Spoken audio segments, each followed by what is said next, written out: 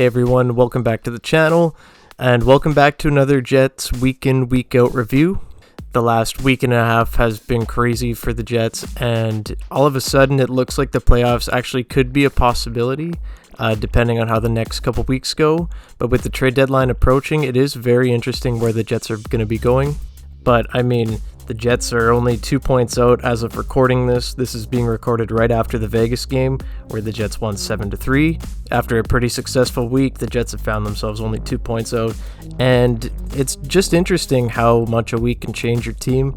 But that can go either way here going forward, as the Jets do play Boston. They do play a couple harder teams down the stretch. So we'll have to see if they do make it in or not. But let's review the past week. So now going back to March 8th, the Jets did play the Lightning. And honestly, I didn't think the Jets had a shot at all in winning this. They had been kind of up and down, but the Jets started out real good, getting goal from Mark Scheifele and Adam Lowry, and then after that the Lightning stormed back, and at the end of the first period it was 3-3 with 2 late goals by the Lightning. So the Jets actually did play one of their better games of the year, and it was pretty impressive. They took over in the third period, scoring 4 goals, and they won that game 7-4, and it was a much needed win that I really didn't think the Jets were going to pull out. Next was New Jersey, and this was a game that I thought the Jets would run away with, and it actually ended up being pretty close. The Devils actually outplayed the Jets for the majority of the game, and goaltender Nico Daws played great for New Jersey. And Eric Comrie played in this game. He played phenomenal, probably won the game for the Jets.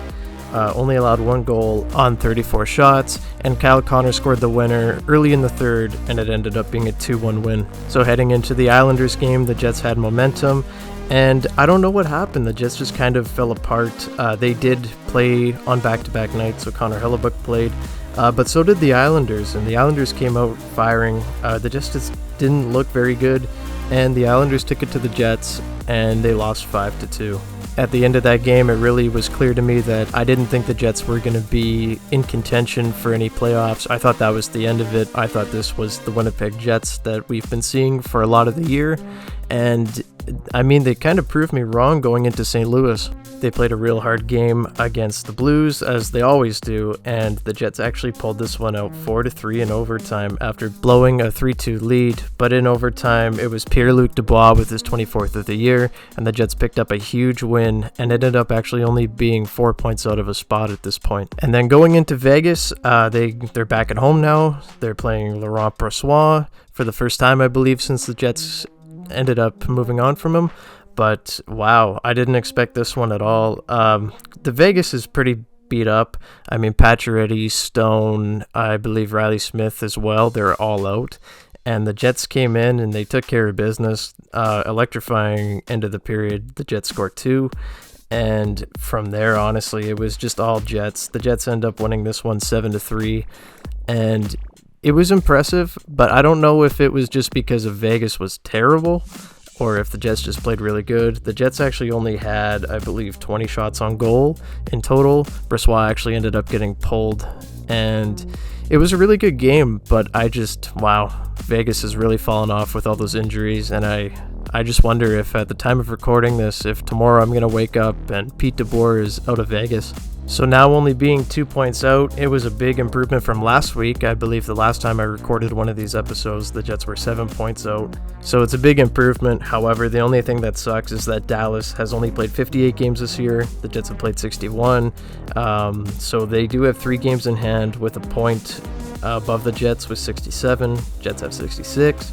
So, I mean, if Dallas is able to win those games in hand, obviously it would be a different story, but of course you have to win those games in hand for it to make a difference. But looking forward on this stretch, it's going to be very interesting what happens in the next week here. Of course, with the trade deadline Monday, are the Jets going to be buyers? Are they going to be sellers? Or are they going to use own rentals with Andrew Kopp, Paul Stastny, just guys like that? So the Jets' next game is against the Bruins, and I think, honestly, if the Jets do win this game, they could be buyers at the deadline. I don't really see them going for rental guys. I see them going for guys with term. But anyway, the Boston game is a huge game. The Jets are pretty much going to need to win almost every game going forward if they do want to make the playoffs, just because Dallas does have those 3 games in hand, and a lot of other teams in front of them are no slouch. Right now, the Canucks are playing well. I mean, if Vegas turns it back on, if they start to get healthy, they could be a problem down the stretch. So it's going to be tough, but if they want to win, they got to beat good teams. After that, they're going on to go play Chicago. That's a game that you got to have. You got to beat non-playoff teams to be a playoff team. You have to win the games that you have to win. So, I mean, it's going to be tough if Fleury's there. If he does get traded, that would be ideal for the Jets. I'm sure they don't want to be seeing him because he has the ability to steal games, as we all know. But then heading into next week on March 22nd, the day after the trade deadline, we do play the Vegas Golden Knights again.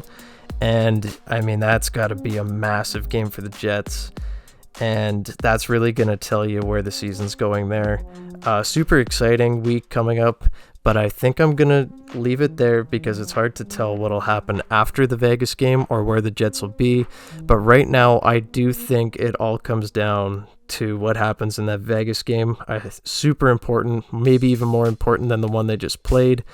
But that's going to tell a lot on where the Jets are headed.